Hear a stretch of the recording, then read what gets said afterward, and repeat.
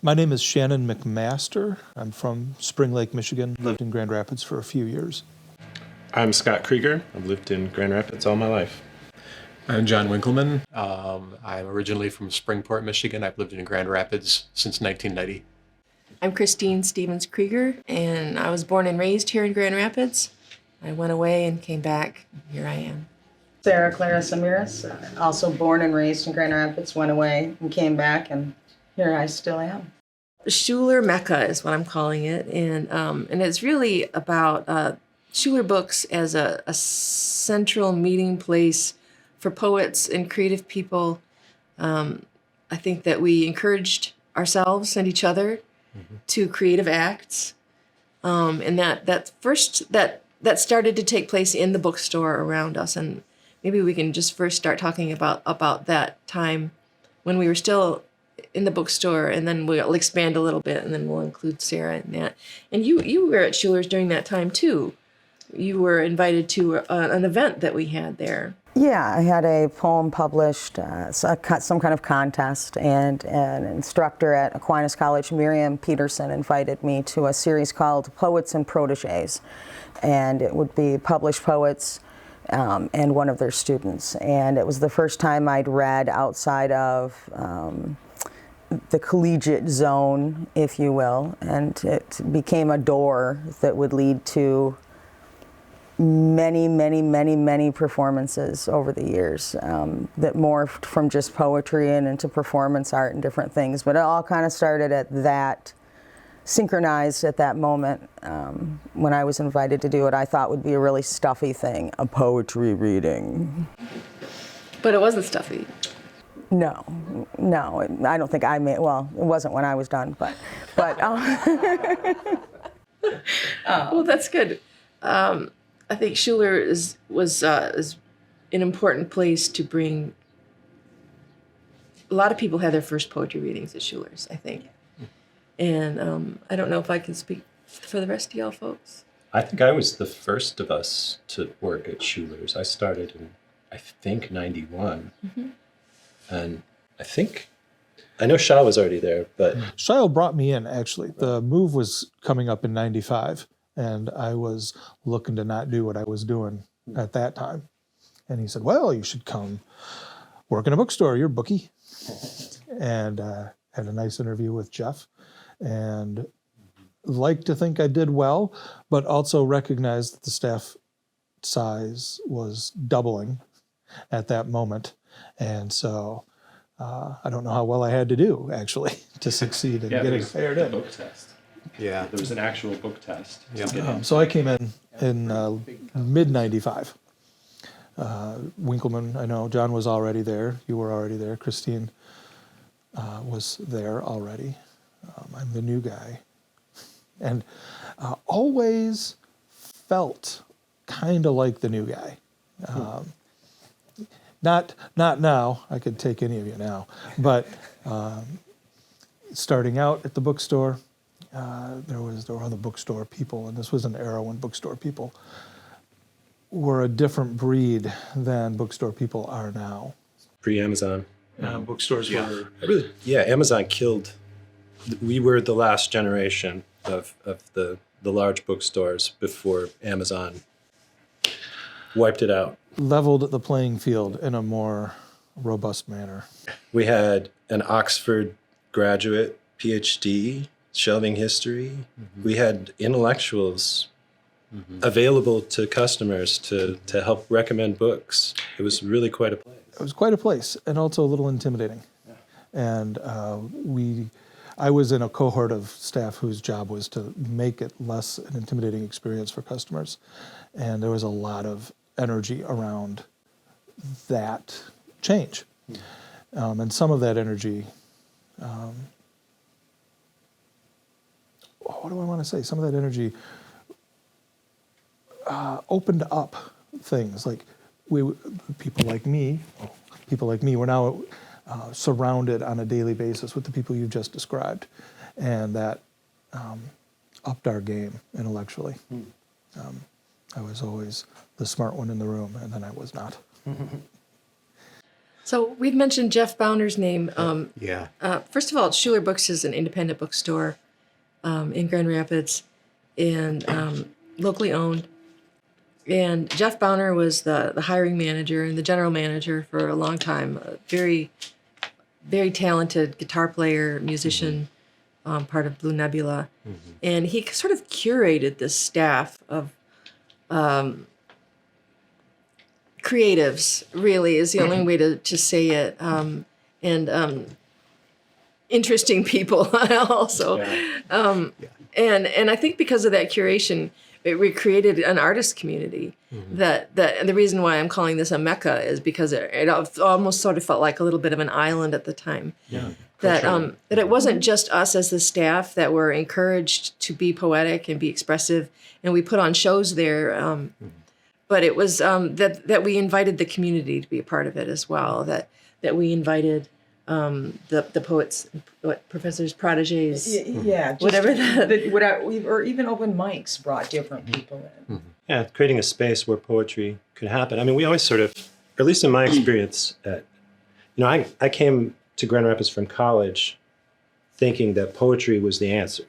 Like poetry, I went to school to be a doctor and I left it as a poet because I thought, this is the thing. What you can do with words, this is the thing. And I came back to Grand Rapids and could not find it anywhere until I came to Schuler's and interviewed with Jeff Bauner and inevitably found acceptance in this weird group of people who were all like me, just thinking that writing and poetry and art and all of these things are the stuff. This is what matters, and all of the fluff of selling was really a bother. It really was. I mean, so we made probably some bad business choices for the Faisenfelds, but I feel like we did it in the interest of literature. I mean, we kept a very stocked poetry section, even though it was not good business in a sense. It was good business to us because it was a place where you could go and find poetry in this town. There's a place where all the shelves are full of poetry. It's right by the sex books. And so it was like this dark little temple of dirty books and poetry that, we didn't remainder the books from. We kept them on the shelves, even when, the inventory system would want us to send them back. It's like, no, we don't send the poetry books back. We keep them on the shelf. And we let that section get really big so that people would come from all over the state to find poetry that they couldn't find anywhere else.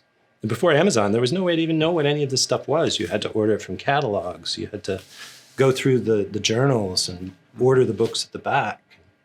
So it was pretty crazy to think that, I guess, we could build something here in Grand Rapids, I guess, that would be interesting to anybody other than us. I felt like our first interest was each other. And I think one of the beautiful first things that we did was we computerized the inventory system. All right, so 1992, I'd say, we got computers at Schuler's. And almost immediately, one of the things that Nick Layton did was during the boot up of the computer, he just put a text file there. And it was the beginnings of bulletin board. It was just a text file that would launch when you launched the inventory system. And almost immediately, I think Hugo wrote something on it. And then somebody else wrote something on it. And before you knew it, it was just a text file. And I think he even did it to tell us something, but we just took it over because it saved. Anybody could just write something on it. And this document would launch every time the computer booted up. So it became this funny place I think we slowly collaborated on a poem in this fashion. So then eventually at some point we got internal email. And so we reserved a couple of areas. One was the bulletin board, where you could just say any crazy shit you wanted. And the other was poets, where you could write a poem and everybody would read it and give it, give it its due. Deserved. Yeah, everybody would give you your hearing. And also it prompted a lot of collaborative poetry, which was mind-blowing. To write poems together, I thought was one of the most beautiful things we did at Schuler's. And actually, Scheil and Christine and I, we did at least a couple of events. Of just things that we collaborated on through email. I actually have in the car an old poets compilation that I believe Wow. Nick Layton put together and printed out. So I'll bring that in and share it in a little while. Yeah, it was really interesting because you didn't realize, or I didn't realize, how revolutionary it was to have an electronic format that you could put your words in real time, and Somebody else could see it over somebody there. could see it, and they had no problem writing back saying I like this or I don't, or commenting or adding. And yes, it was a very interesting time, and it was a very interesting place too, because I mean all of the electronic kind of things and the collaborations we were doing wouldn't have happened unless people sort of were caught in that gravitational pull of the bookstore and kind of came in. Yeah, we could have easily, any one of us could have shot the whole thing down. Oh, yeah. But instead, everybody wanted it and wanted more of it, and encouraged and nurtured it. And it seems like there are a lot of people who would never and maybe have never written poetry since that was the only place they ever express themselves in that way. Yeah, I was looking at some of the names of people that are collected in this little pamphlet, and I was like, I remember those people, but I wouldn't ever be able to say I had seen them at any of the readings and things, Yeah. I mean, besides the bookstore, there was a whole small ecosystem of things that were always happening. Ten Weston was going on. That was a few years later. There was the Enclave down on Division that Hugo and Steve Durst and a few other people, Ralph Todd. Yeah. Yep. And that was right about the time that the cafe life was becoming a thing in Grand Rapids. Yes, Like finally. with Socrates and Common Ground, Kava House, and all these places that suddenly were full of people, doing open mic nights, doing readings, or even just visibly being seen reading and writing poetry, going there just so other people could see, performative, which is its own way of kind of helping to fuel that life. And I think in the 2000s, it became more of the poetry slam atmosphere. And I think the 90s in Schuler's and Ten Weston and the Enclave and all these places were this just creative bubble that grew out of those initial readings at Schuler's. That kind of ended in a sense when Ten Weston ended. It was a wonderful place with a terrible business model. Anyone could perform there. And they just took half the door. So if you made $5, they got $2.50. So we can understand why they're not open anymore. But it did allow for there to be easy collaborations between musicians and poets and people spinning off different creative things. And I really took it for granted when I left Grand Rapids. I thought there would be that in Ann Arbor. It wasn't there. Really? Not in the same way. It was not in the same way. It was much more refined. It was much more academic. And it was not as grassroots or as open, which, considering Grand Rapids' reputation, I found that surprising. I thought, I'm moving to Ann Arbor. And I thought, I miss Grand Rapids. Yeah, I do think that part of what happened there is that Schuler's was a cultural island in a very repressed community. And so when we all were comfortable with one another, we were comfortable sharing that voice with the community. And what we found, we were pretty academic. I came out of a college English program. I was ready to write my quiet little poems, but I was not ready to read them in public. And what I found is that the beauty of Schuler's was that there were musicians there. Right. And Jeff Bauner in particular was a great guitarist, and Al Thayer and Hugo Claudin. And very quickly, we found that when we put music with poetry, we sounded so much better. And those the musicians in experience particular. And to be clear, we weren't writing songs with the musicians. We were each doing our own creative channel. But when we were doing it together or at the same time or in sequence at an event, everybody was better. Yeah. And having the musicians around too made it a lot easier to put together little thing. So Relics is first we did events at Schuler. The technology, I think, helped allow us create a community of poets and poetry, and a culture of poetry, where that became a part of sort of our identity as Schulerites. So then we did a couple of shows in the store, and with the musicians. Remember, I think it was in '95 or '96 that we did that first, that invitation to the table, Right. Yes. where we all collaborated on a little chapbook that we wrote together, and like Scott took the spoon and I wrote the cup, and we had the bowl, and we had, and then we all wrote a poem together, and we all read together, and with musicians though, that Scott played with Jason Cunningham. I was with Nathan Filbert. You were with Hugo. I was with Hugo, yeah. And then we also had Al there with Linda Rosenthal, and Cindy Stuyvesant played with Jeff Bauner, and that was the reason that is so fresh in my mind is because I just recently watched a video of it.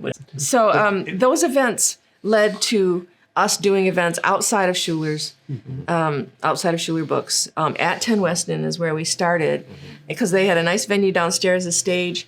And we wanted to continue working, pairing poets with musicians. So we sort of had a house band, and that might have been the birth of Blue Nebula. Yeah. And but then we invited poets outside of Schuler and musicians outside of Schuler, so it could be more of a community event. But it started with its seeds in Schuler, and then it led to, as you were just about to say, and I interrupted you, but these wonderful shows at Ten Weston, which I really want to talk about. I think it was groundbreaking. And the Enclave, too. And the Enclave. The Shade Blue show. That I remember that. Holy cow. It was really interesting about that, in that I think the difference between Ann Arbor and Grand Rapids is, back in those days, Grand Rapids was still, I don't want to say a small town, but the people who we knew at Schuler's knew other people, and we all kind of came together. I mean, there were people that we would have never met at Schuler's, because, like I lived with Hugo for a bunch of years and met people that he knew from outside of our little, bubble or thing, that were pulled in to do things as well. And so, you always had people coming and doing things. The Enclave was, it was I sat down the other day and tried to remember some of those times, and there's a little blur there, but there's some crazy times. It was some, yes. But and Ten Weston really was one of the major places beyond the bookstore that I think it's a shoe store now. Is it? It is, yeah.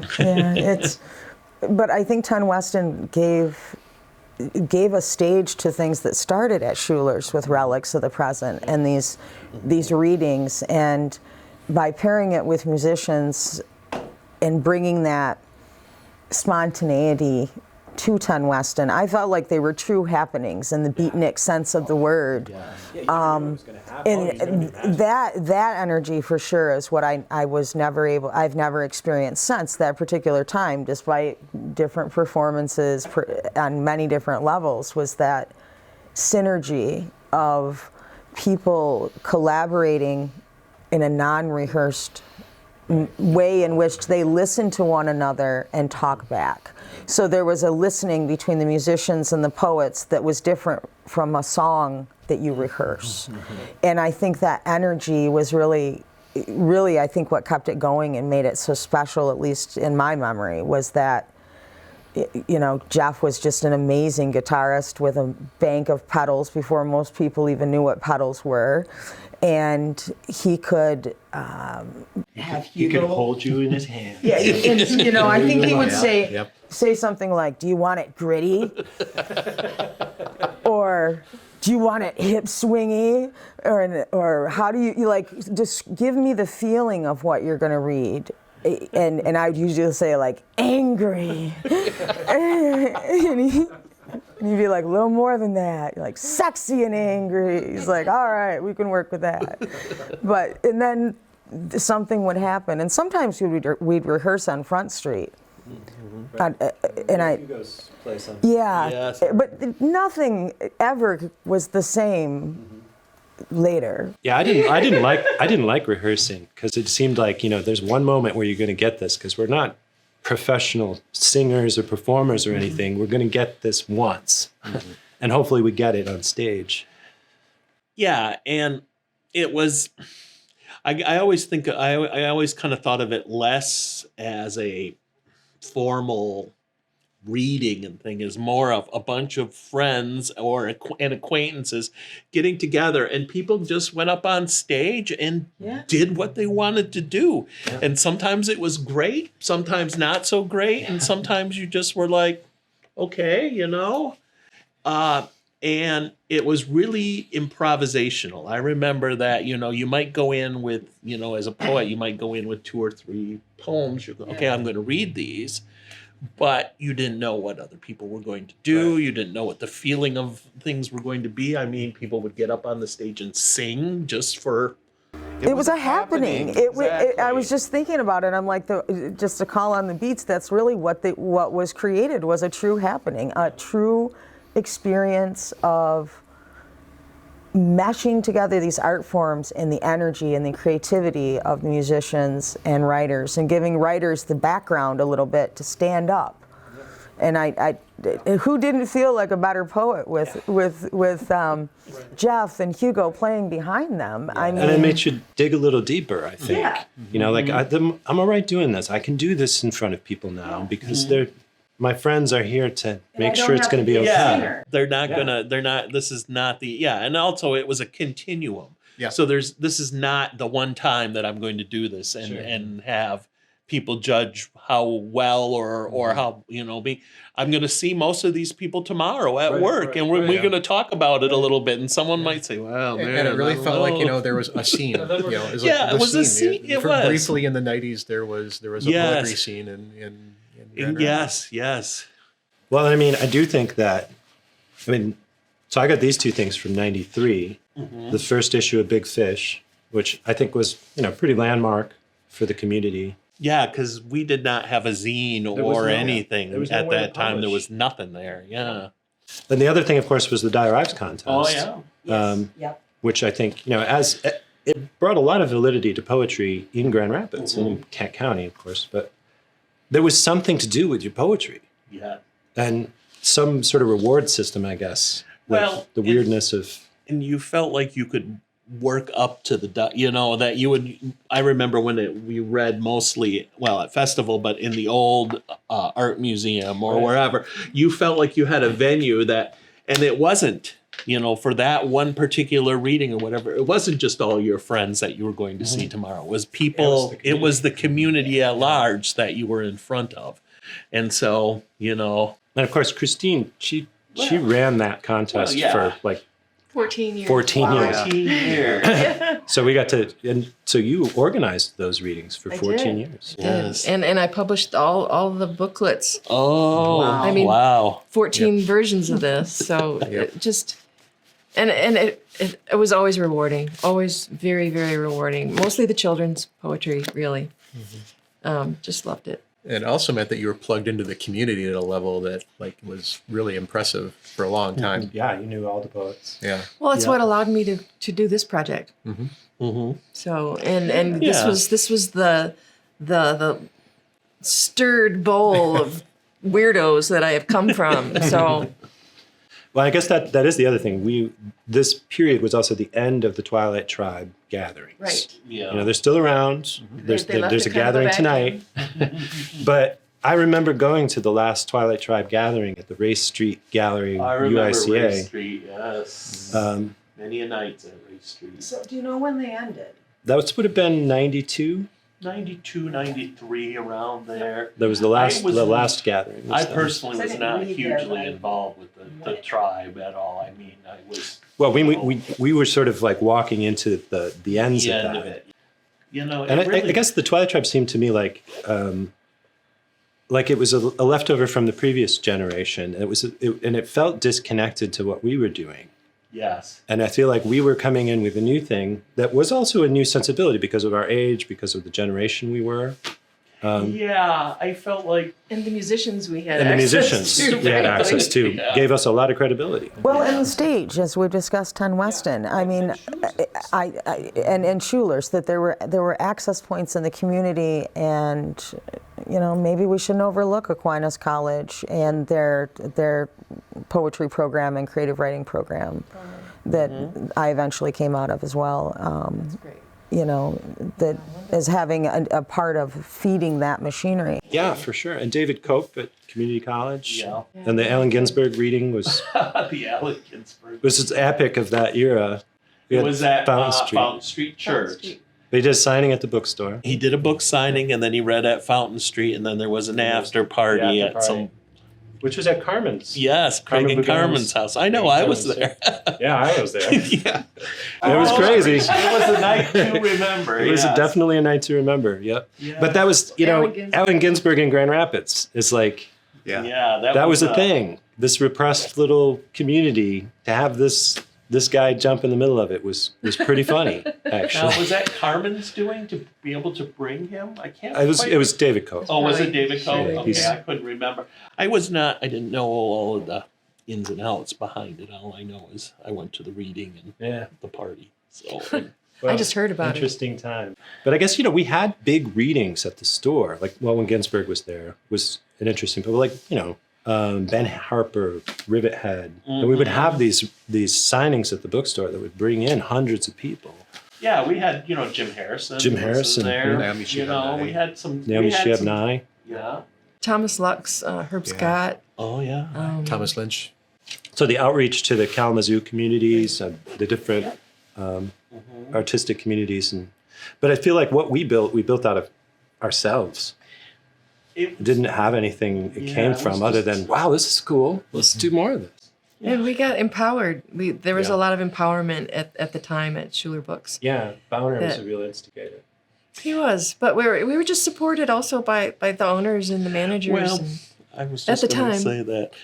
Bill and Cecile Faisenfeld deserve a lot of credit because they put up with a lot of poets. poets and foolishness that they never had, that really allowed people to kind of spread their wings a little bit without feeling like, work at that time. It was strange because work was not really just work. I mean, it was really the sort of the social, when we went to work, when we all worked together, you knew you were going to have conversations with people throughout the day that were completely had nothing to do with work, but had everything to do with sort of what we were all reading and thinking about, and and just the various kinds of things. Well, it was pre-email. It was pre-social media. Well, It was pre all those things, I feel like we created our own little Facebook, and we reaped the benefits collaboratively of board. having The that. bulletin board, the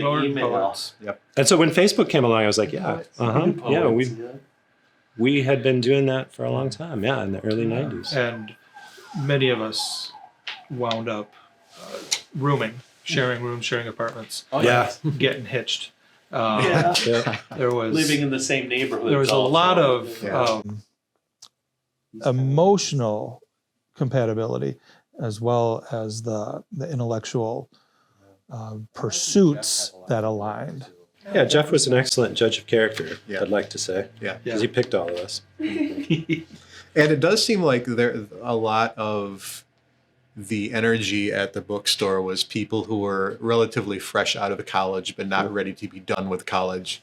And so a lot of the interactions really seem to be like continuing that learning experience. Like everything I know about poetry really started working like within the first year of working at the bookstore, other than things like watching Dead Poet Society or whatever happened to be available at in the couple of classes I had in college. But it just like blew everything wide open coming in and having like the book club. I think the very first or second book that I got from the Schuler Book Club was the Adrian Rich book that I think was your pick.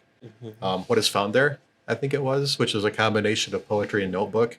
And then being able to sit down with all of these people who have this deep knowledge of poetry and of this poet in particular, and be able to discuss this book and all the nuances that for anybody who didn't come from that background were totally new and totally mind-blowing. I still think about that book in Yeah. particular. That book was horizon expanding. Yeah. And to touch briefly on what the Schuler Book Club was there was a budget at the store for booksellers to choose a title to share with each other, to expand our own horizons ostensibly into other sections that we didn't shelve. And so it was sort of an educational expense for Bill and Cecile. But it did all those things, but it also had the effect of really tying this community that we've been talking about of bookseller, poet, writers together in a way. Not only were our horizons expanded because of what we read, but we got to see into the minds of each other by an artifact that they chose that was important.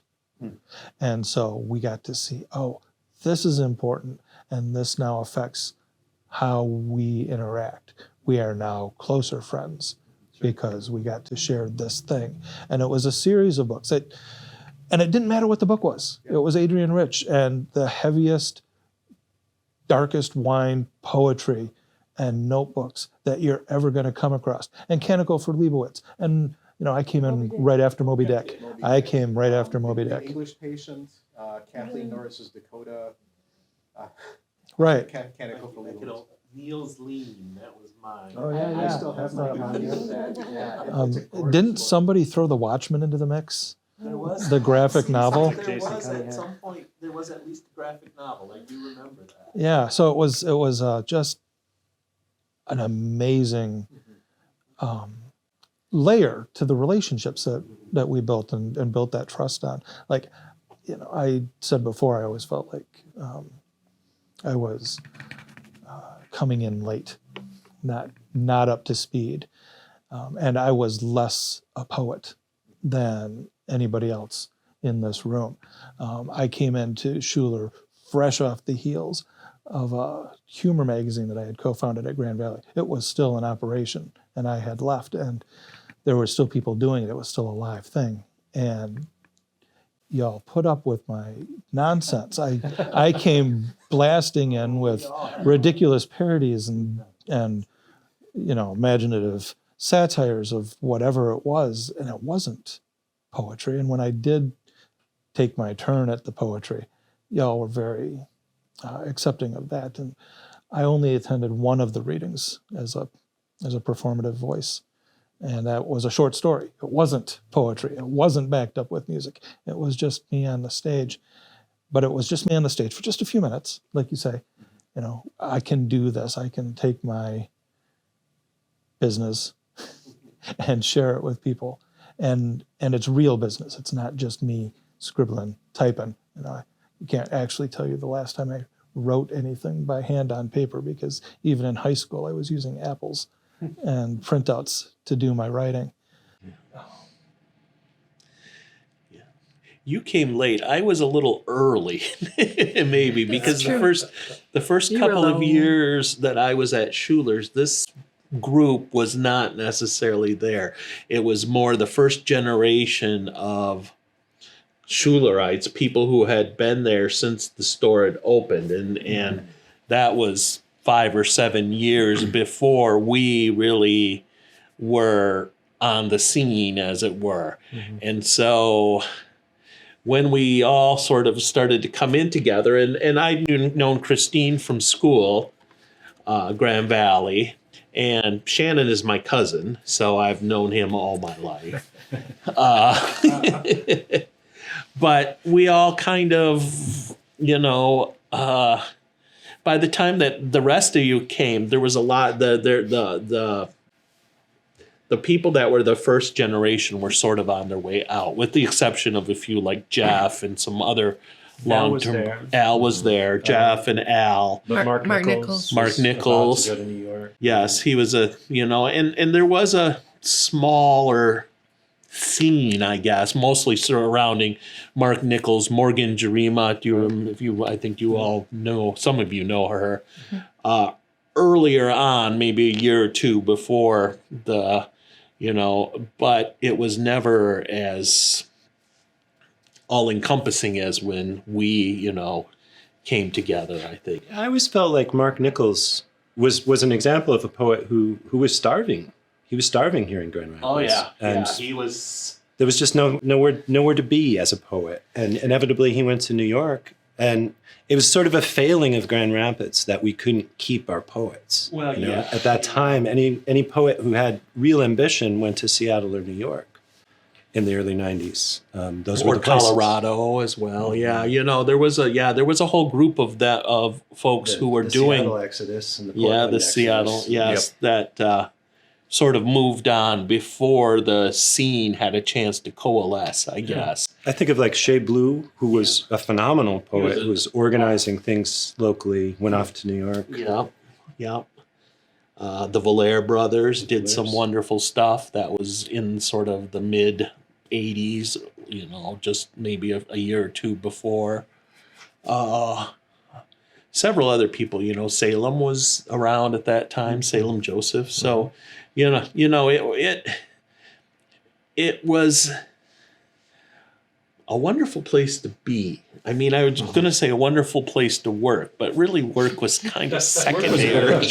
It was an okay place to work. I was going to say work is what Because the work we was did the when we work. weren't having, conversations, and even while we were there. But for sure, being there. I think that everything that we're talking about is relevant, and that it all really does tie back to poetry. It does come back to poetry as a not just a way to build up an individual and maybe build up confidence or build up the ability to communicate who you are to a group, but also to empower a community and to empower the group to create bigger things than an individual can do. And I think that through poetry, people at Schuler Books, not just in the 80s and the 90s, but throughout, like even downtown, the downtown branch did a lot with poetry. I know I had a poetry reading there. With Al. Yeah, Al played the guitar to back me up, and It was a gorgeous reading. thank you. I have a recording of that somewhere. But I know that they promoted many young poets' new books, and Kelly Wolf, I know, Neil Kaufman read there. Those are just a couple that I know of. I can speak briefly about today, actually. I am back at Schuler and have been for a couple of years.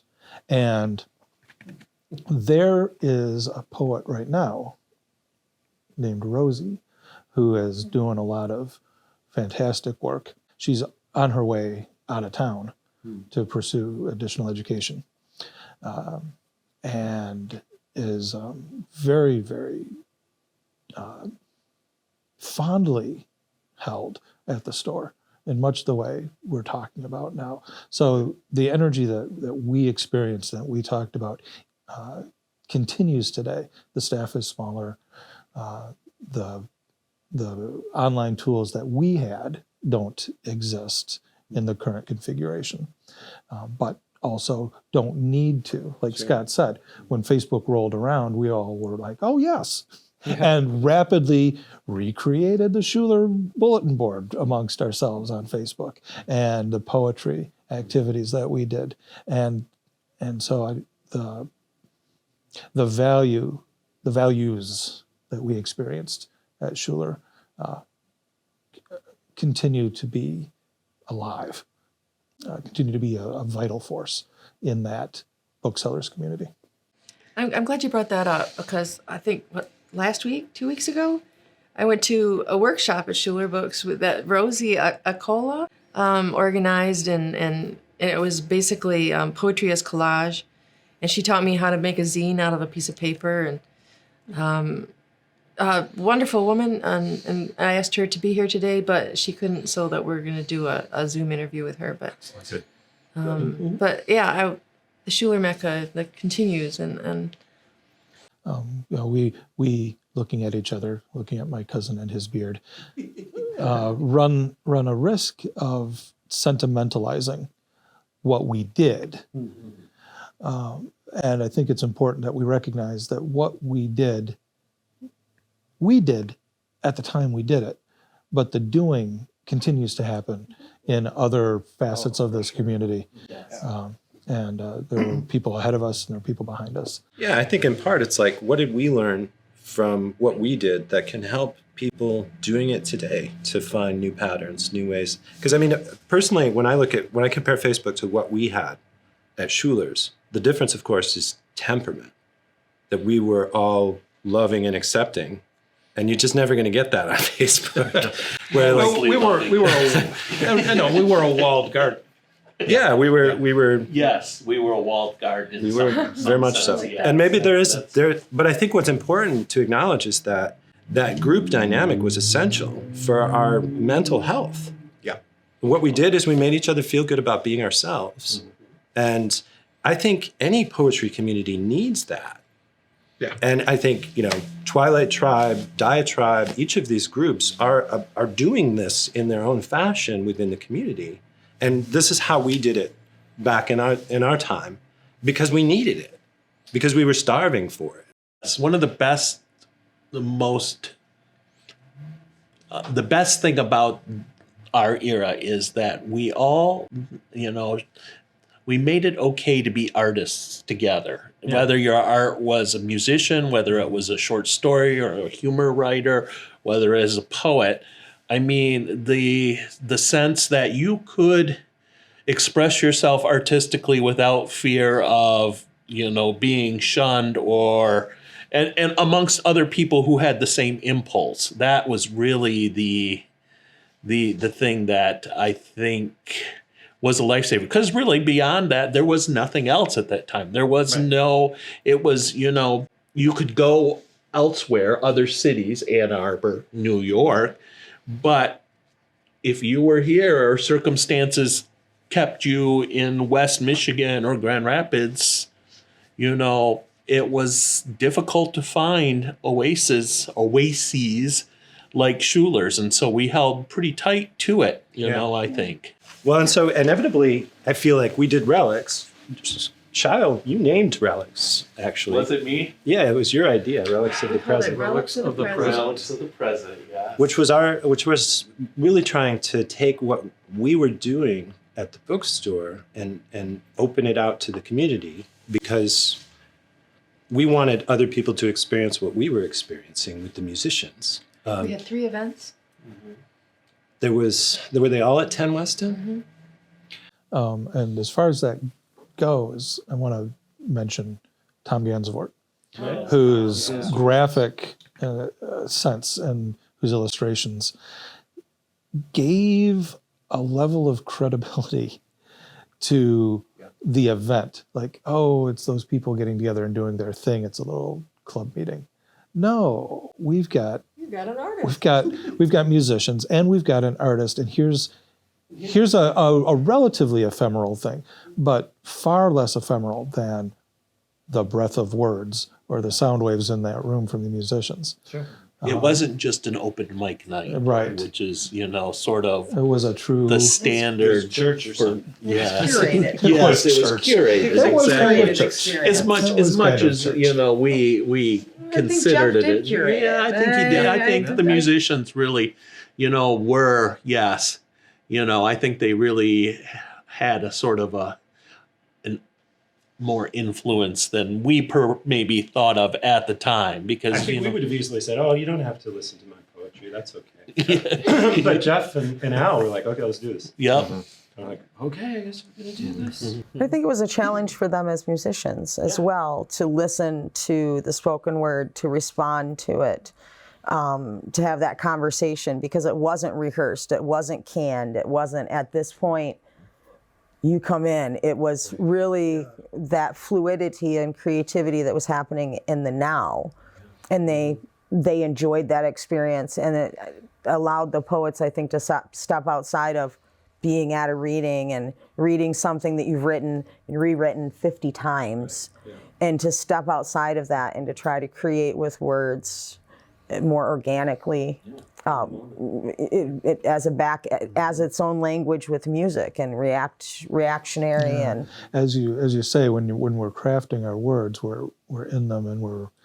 bleeding on them and crying about them and writing them down. And if we just are up there reading them, then it's just one more experience of ourselves with our words. But like you say, when the music is there, when the musicians are there, and the event becomes about the event rather than about one more instance of me, it comes to life. It comes to life in a way. Like one thing happens. We were all a part of it. This might be the only time this poem sounds like this, but it's going to sound like this because it's part of this thing, and it's not just one more read through. And I think Scott said something that prompted a thought in my head, which was, Jeff and Al said, yeah, let's do this.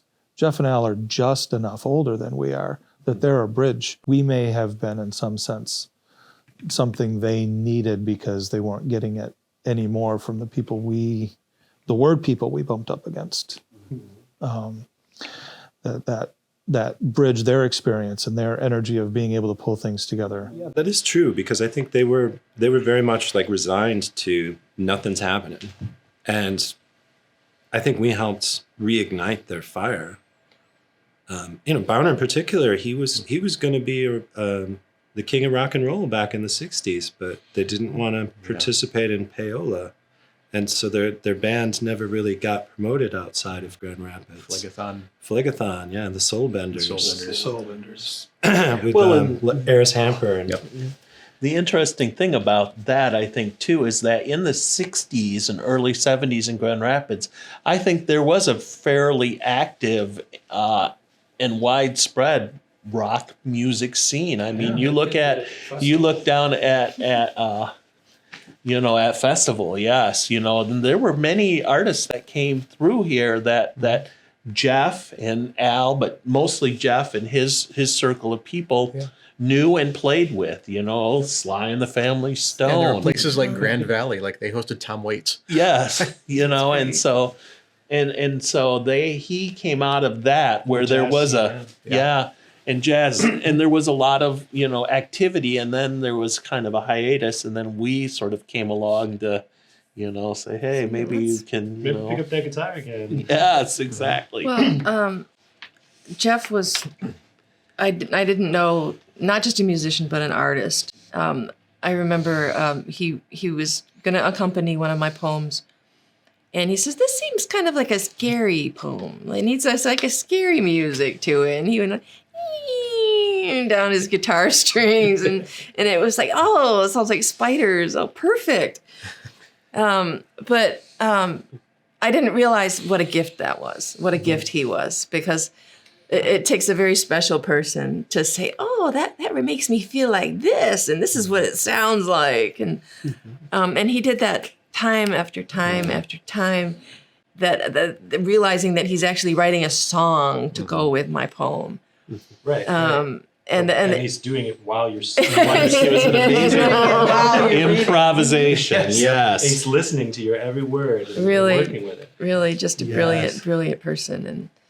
And Never played the same song the same way twice. Blue Nebula was his band, and I forget what year he passed away, but it was a dark year. Yeah, it's been 2007? 15 years ago. 15 years now, at least. Yeah, it was early 2005, 2006, maybe. Seems like it was. Yeah. Mm-hmm. Every once in a while, when I'm in the bookstore, I'll go and look at the little plaque that's in the back still. And First poem I ever read in Grand Rapids. oh, All right, big there you go. things. So this is like so many ways. This was on my birthday, my 23rd birthday. Stephen Durst. So that's what, 24 years ago? 93. You're about to turn It's 52. 29 years ago. Yeah, it's almost 30 years ago. I'd won the Direct Poetry Contest that year with a poem I wrote about my grandmother. And met Stephen Durst, who was the piano player at Schuler's. And he was working on Sylvia Horatio, his epic poem at the time. And it's funny that he put these on the same page when he did this, because we're the formal poets in the mix here, because it rhymes. And but I wrote a poem called Grand Rapids, which was specifically in that fever of, here I am, Grand Rapids. What is this place? What's it going to do to me? Is this where I want to be? You know, just having no idea what was going to come of all of this. So I wrote this poem, Grand Rapids. And it rhymes. Although a babble builds into a rage, they both in turn are silenced by their age. If the river rolls the rocks with violence, will they be loud or lost within the silence? Ah, let me be the rock that babbles, that rages. But if the river rolls the rocks with trust, will they polish or be pounded into dust? If I bow, then can I trust the silence?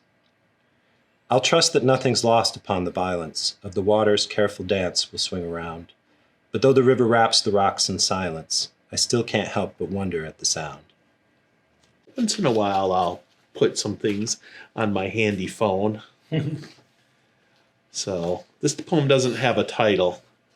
So it's just some thoughts that I had at some point about being old, and also how old humanity is. So this is it. The long vista flattens out, and an eye blink ago, we were clothed in rough skins, crouching by fires, afraid to utter the bare God's name. Now, the lichens on the tree trunks are illumined to specious, inchoate greens and golds in the slant light, the spring fields all raised and denuded.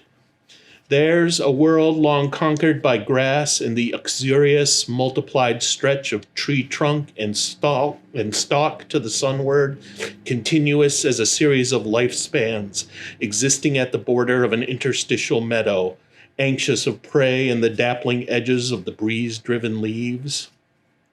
Each novel variety of hunger and thirst imposed by a thing newly thought, newly named, the people, the wee thing, created by flint being passed hand to dead flesh and back by a rough sprawling circle of sleep unbroken at the flame's periphery, by ochre and cowries, the dead laid out, their bones flensed and redacted by time underground, brought forth and patinated with clay, pulled back from oblivion, remembered, renamed on an altar next to a hearth, unseeing but seen and acknowledged.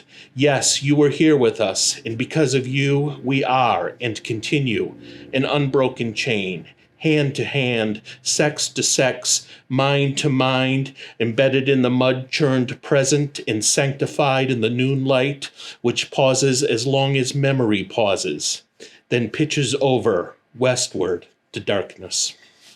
Yeah. You were very influential on all of us. I think that was part of what the collaborative era did for us, is it forced us to accept styles that we would have otherwise rejected. Mm-hmm. I think so, yeah. You're right. Try them on and like them.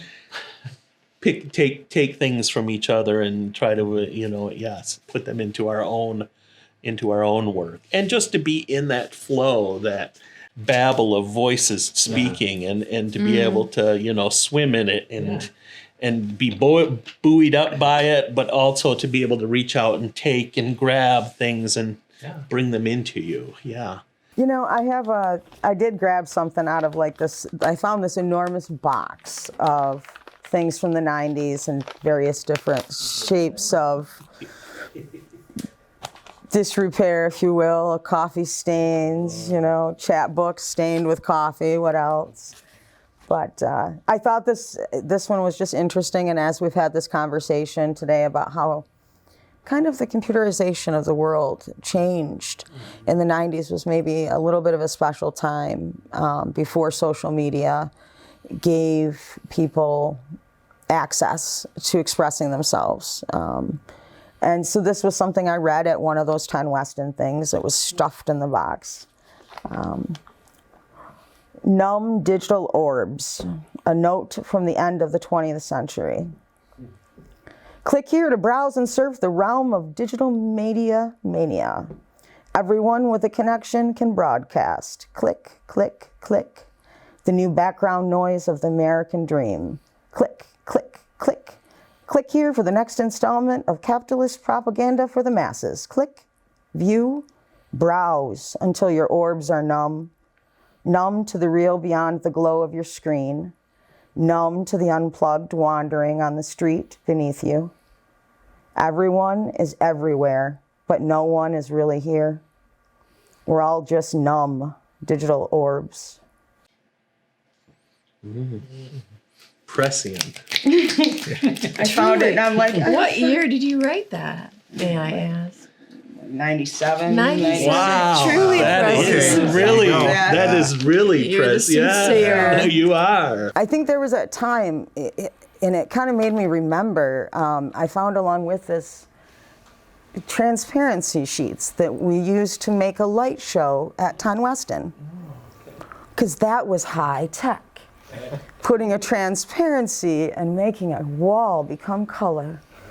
So it just, as I dug this stuff out and I found these poems that were a lot of it was about technology, about what things that we could do suddenly with ease, that maybe only academics had access to that equipment before, that suddenly we can mess around with as kids or lay people or as artists and experience different sounds in different things. That was really good. I Yeah. think that might be a really important inflection point for our generation of poets is that we were really one of we were the first to sort of encounter and try to make use of a technology or technologies that have taken over the world, you know? And I think when you read that poem, I was thinking, you know, we were afraid of the technology in some ways because we thought it was going to be like TV. Yeah. And it's not. It's like